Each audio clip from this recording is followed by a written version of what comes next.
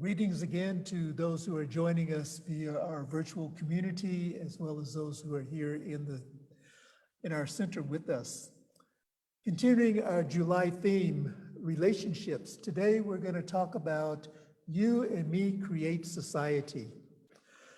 As part of my own spiritual growth and spiritual journey, I participate in some activities and you've done those workshops, programs where you write yourself a letter at the end of the program, and then the facilitator sends it to you 6 months or 12 months later, and it gives you a check-in point to see how the application has taken place in your life. And so I recently got a letter in the mail that I want to share with you, and this is a note that I had written to myself and serves as a check-in point. And my letter to myself reads, wow, looking back at the year, Robert, you have experienced growth in being you. I am so proud of the work you are continuing to do with self-forgiveness and self-care, uncovering those hidden beliefs and embracing transformation that continues to support you. And when I received this in the mail, it was at a point where the message was just right there, because I had been focusing a lot on not only on self-forgiveness, but releasing a lot of stuff that I find myself holding on to. Even though I think I have let it go, it still pops up. It's like those second crop thoughts that continue to grow and to show up when you really don't want them.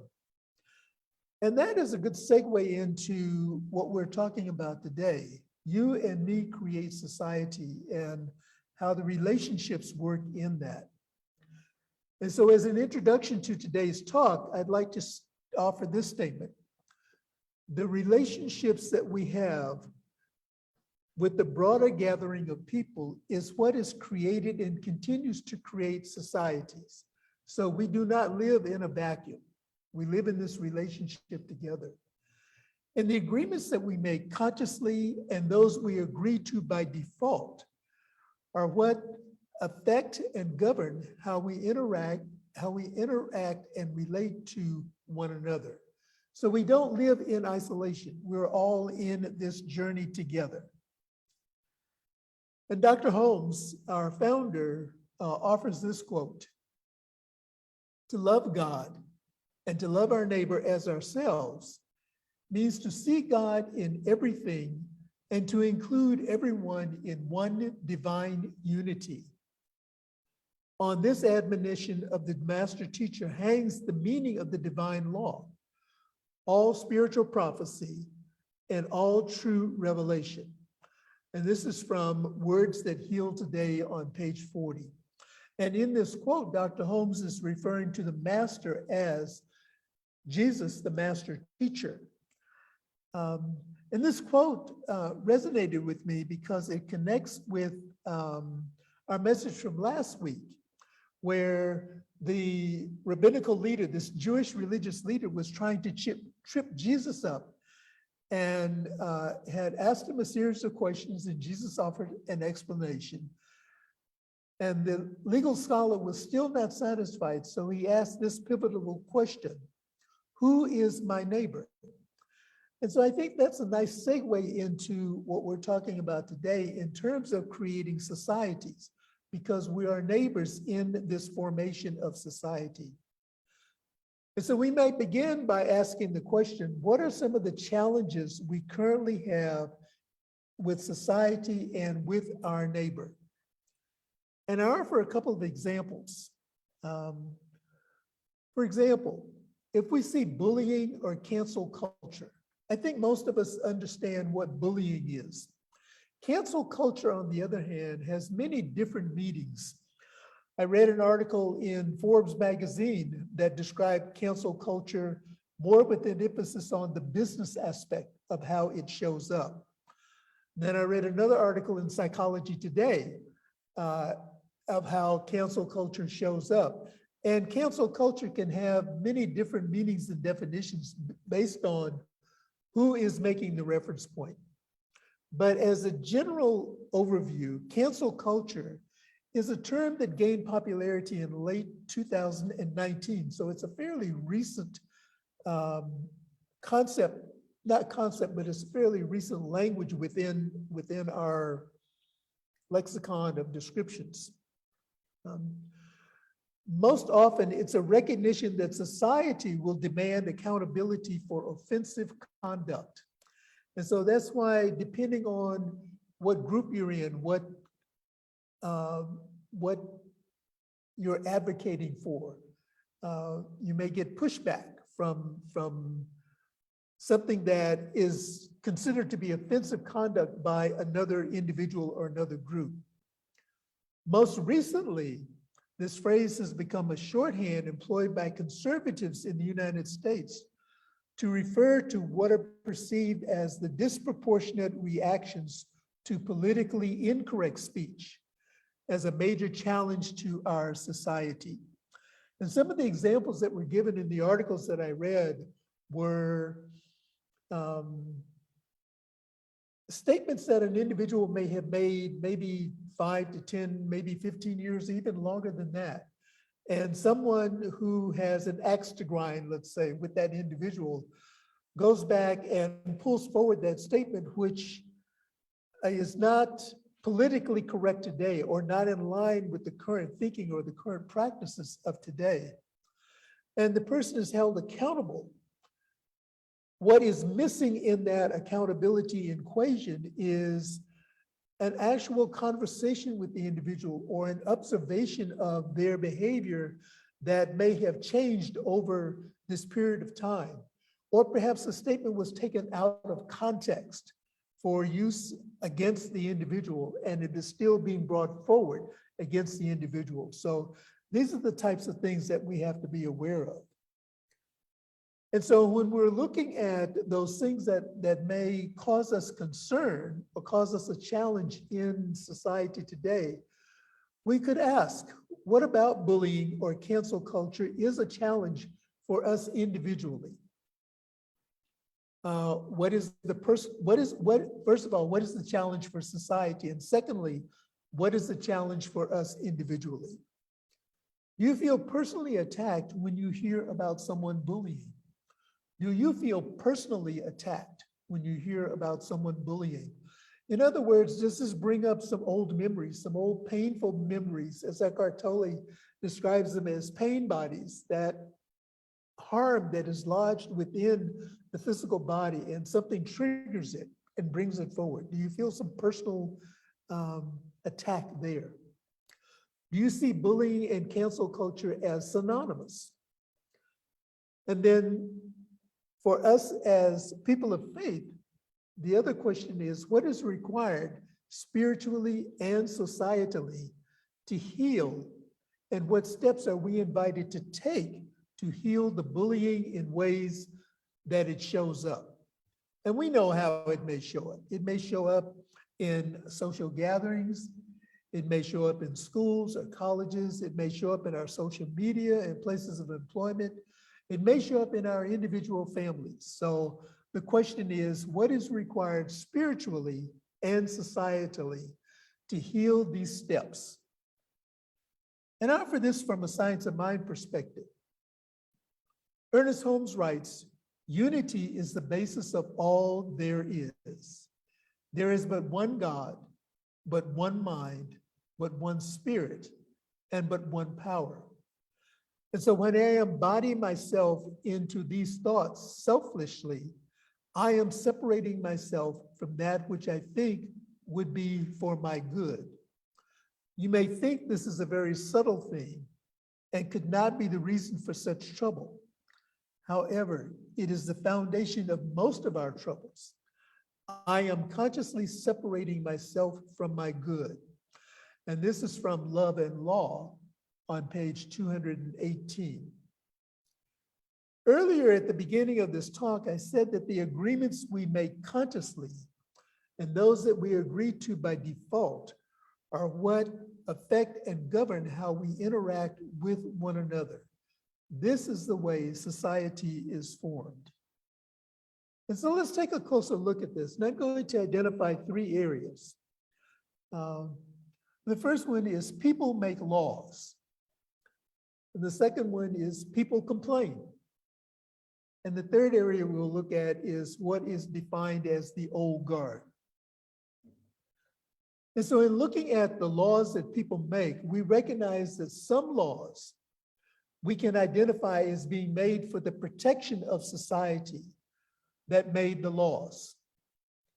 And on the other hand, we can see laws that are made to protect a certain portion of that society while hurting or harming others by seeing them as not a part of the larger society.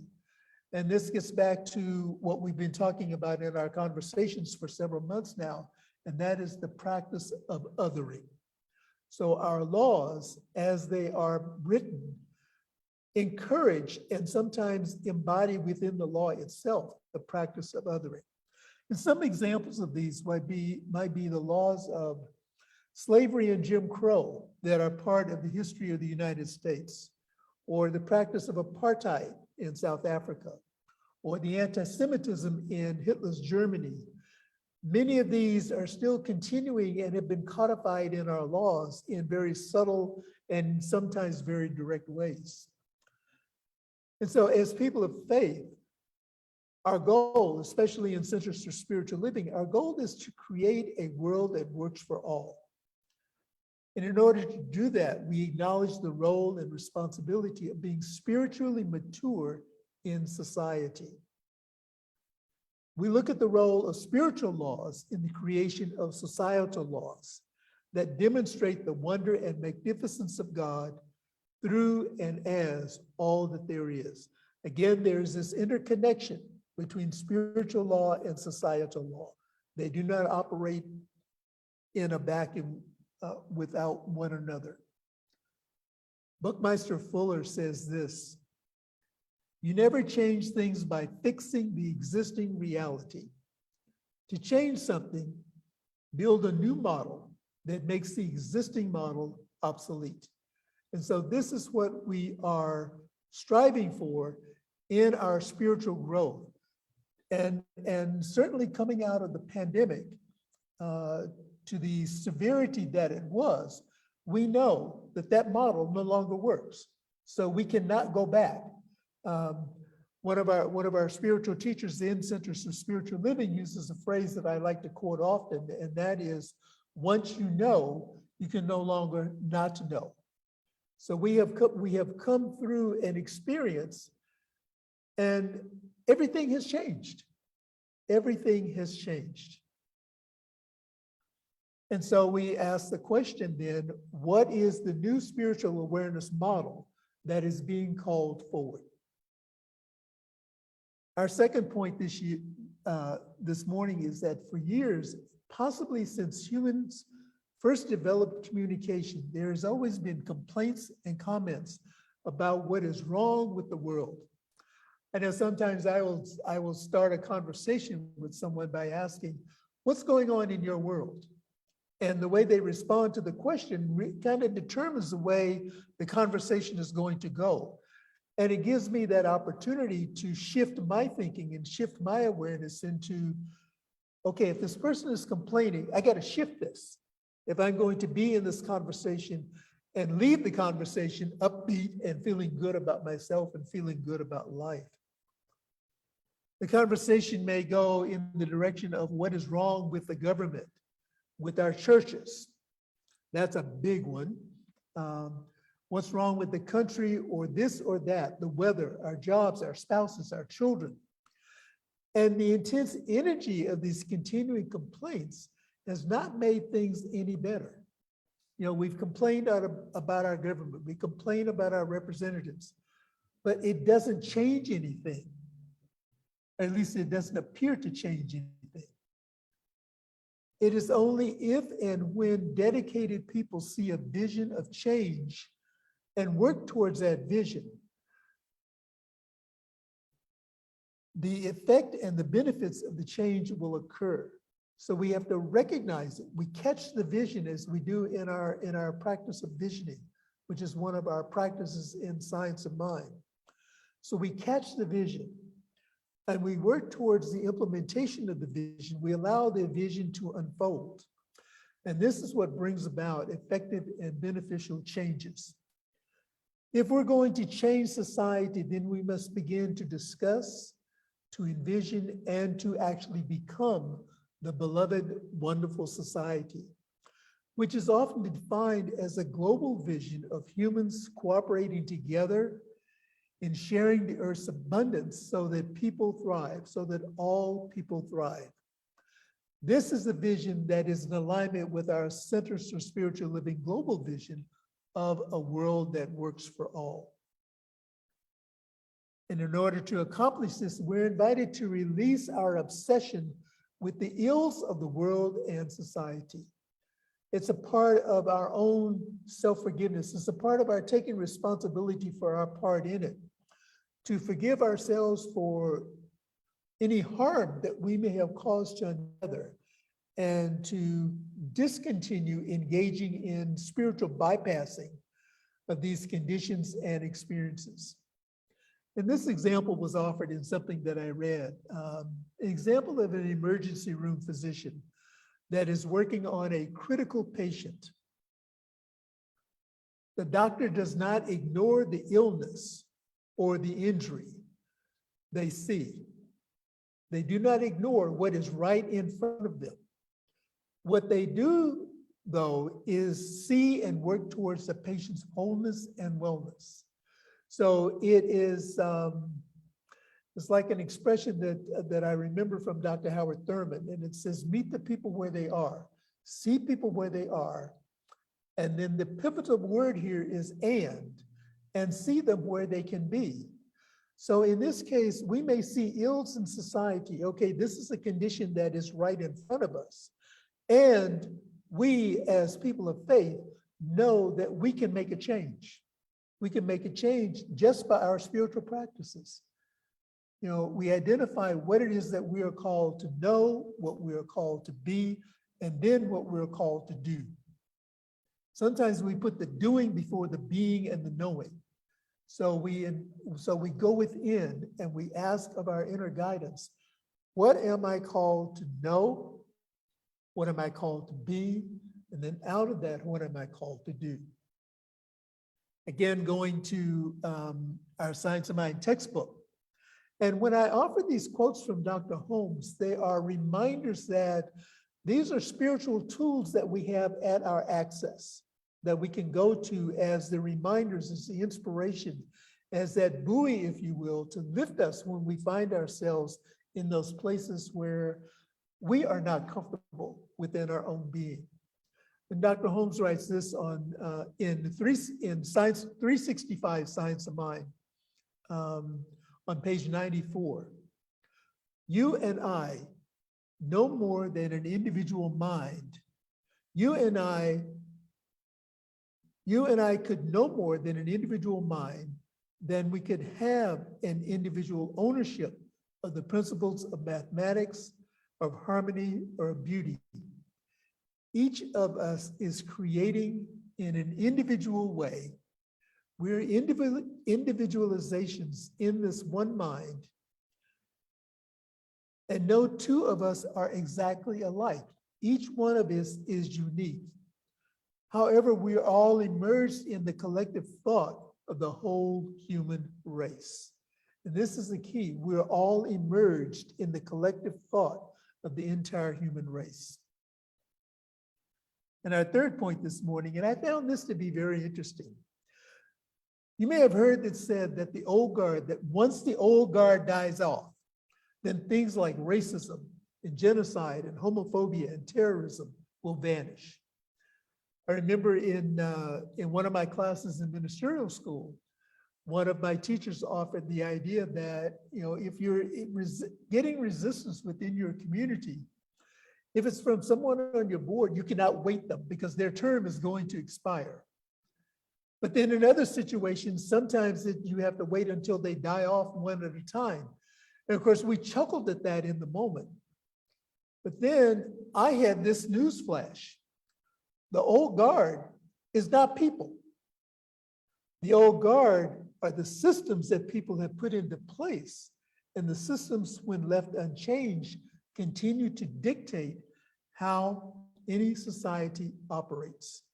So what is being called for now with the social activism that is taking place in the country and also throughout the world is a call to examine the systems that have been put in place, to challenge those systems and to create a different system that is inclusive, that is embodying, that is creating a world that works for all.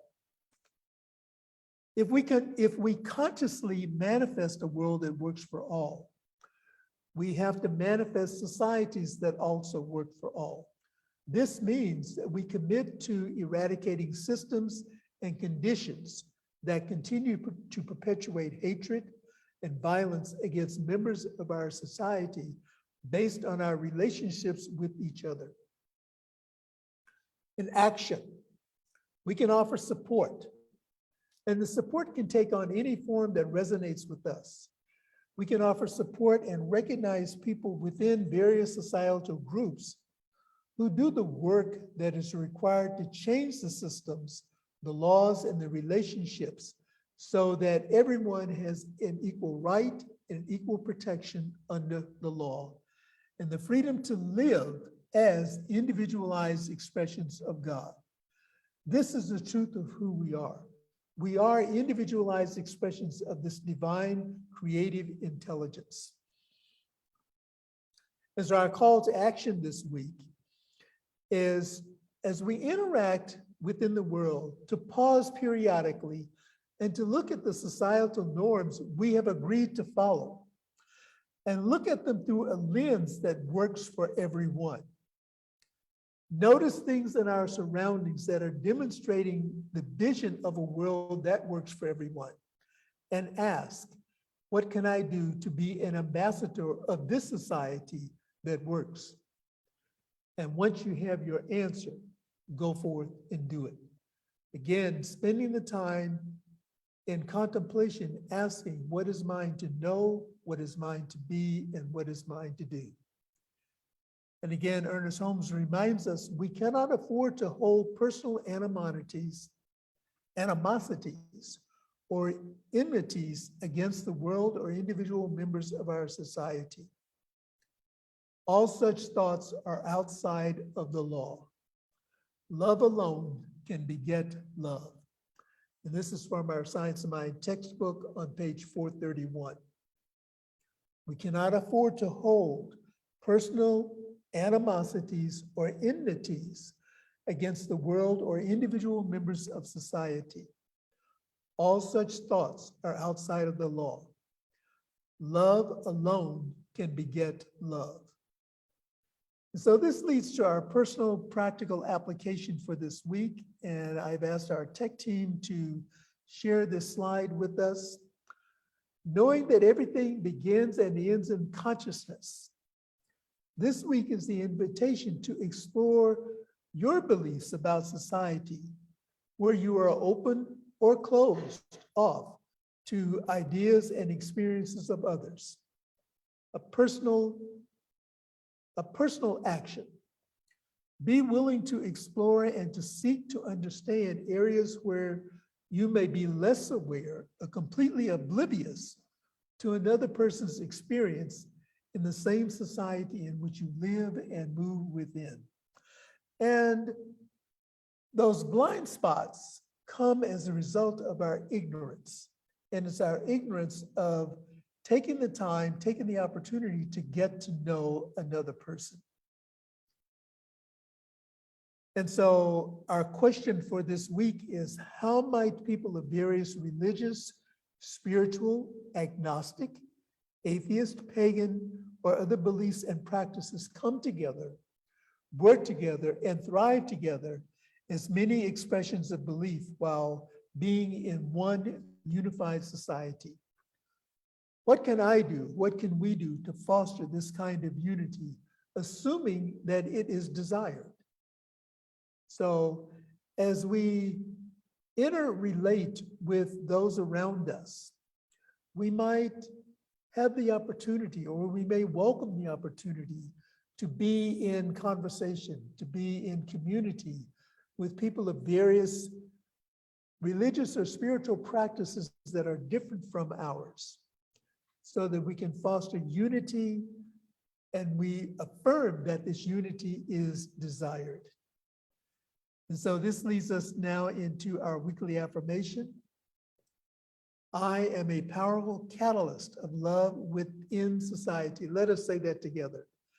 I am a powerful catalyst of love within society. Let us pray together.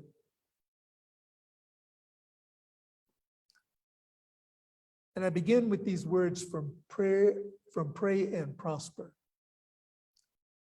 We know that through the ages, at all times and under all situations, prayers have been answered by some invisible agency, which apparently is no respecter of persons, time, races, creeds, or cultures, but which forevermore proclaims, whosoever will may come. And so we come together in the consciousness of the unity of oneness, recognizing the all-prevailing presence of Spirit right here, right now, that is activated through each one of us as individualized expressions of Spirit, expressions of the divine. Knowing that where two or more are gathered together in consciousness, agreeing on one point, it shall come to pass, it shall be made true.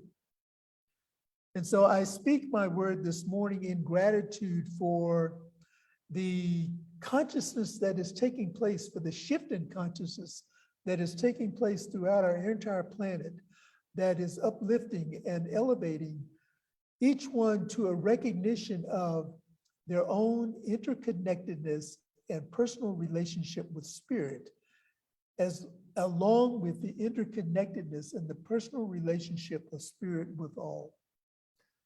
Knowing that I'm thinking of the illustration of the 100th monkey. As the consciousness of our oneness begins to catch on, begins to catch fire, if you will, that fire burns from heart to heart, and that fire elevates us. That fire is a cleansing fire.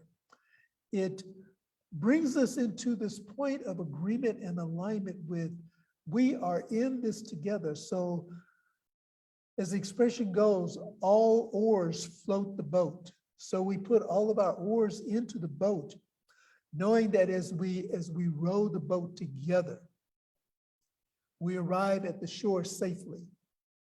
We arrive at our destination safely. We know that the spirit of oneness is that which connects us all. Even when there is a seeming disconnect, the spirit of oneness connects us. And so as we move throughout our individual lives, as we move throughout our days, as we move throughout our activities of the day, we move forth in a recognition of, yes, I can, and yes, I am. Yes, I can be the change that I wish to see. And yes, I do make a difference in the world. And so in gratitude for that recognition and for that awareness, I also speak my word of gratitude and blessing for those who are experiencing transitions of any nature in their lives, knowing that this invisible presence that is visible within us, it is both invisible and visible within us, that invisible presence is lifting and holding us very gently, guiding us with its love, embracing us with its energy, soothing that troubled area in our lives, letting us know that all is well, that everything is as it should be right here and right now. And for those prayer requests that remain in the hearts, those that have been spoken, those that have been written out, or those that have been released into the consciousness in any form, I know and affirm right here and right now that the answer is yes and amen. and that we are participants in the divine flow of love. We're participants in the divine flow of order. We're participants in the divine flow of the creative expression of oneness and unity. And so for this and so much more, I am eternally grateful. And I release this word, I release this prayer back into that law, which always says yes. And I just allow it to be so. And I invite us to affirm this together by saying, and so it is.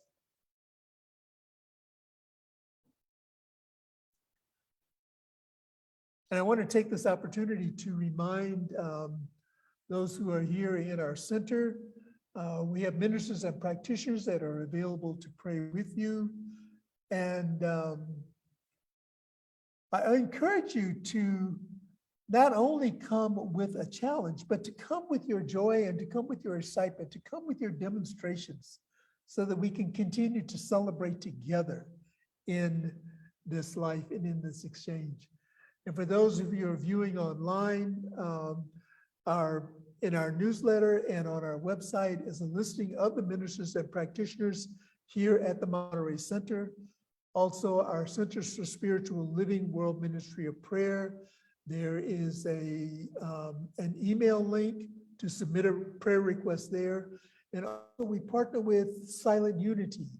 And the telephone number for the prayer line to Silent Unity is also in our newsletter. So we invite you to take advantage of those various ways to get support for what is going on in your life. And now as we prepare for our time of gracious giving, again, as always, I want to thank you for the ways that you contribute and continue to support the mission and the vision of the Monterey Center for Spiritual Living. Your generosity allows us to bring forward programs and to identify and develop new programs that are engaging, that are embracing our oneness and recognizing that individually and collectively, we make a difference in the world. And I've been sharing with you little gems, miracles of tithing and the generosity, miracles of tithing with the idea and the understanding that generosity begets generosity. And I share this from John Randolph Price's abundance book, The Truth of the Law. Your outer world of form and experience is a reflection of your inner world of thoughts and feelings. As above, so below. So within, so without. This is the law. And I was in a conversation recently with someone and we were talking about the term tithing and recognized that there may be some wounding from a prior tradition around tithing, or there may be some challenge with the meaning of tithe, which is a tenth. And what we're actually encouraging is committed giving. And that is to start where you are. If 10% is not something that is viable right now, that is okay. Start where you are, give thanks for what you have, and give from a place of love.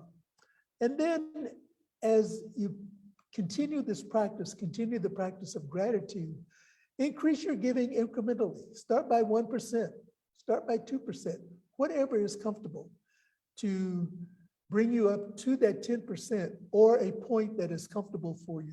The key here is committed giving. So we have a prosperity and an abundance statement that I would like for us to share together now. And this is our affirmation of abundance. Let us say this together. I recognize the presence of God within as a source of my abundance. Out of my abundance consciousness flows everything I could desire in life. With gratitude and thanksgiving, I now participate in the flow of uninterrupted abundance. This prosperous experience is evidence of my abundance consciousness. And on our screen, for those in our virtual community, are the various ways that you may support the center. You may mail your donations in, and our address is there. You may go to our secure website and make your donation through the website, and you may also text to give, and that text number is on the screen.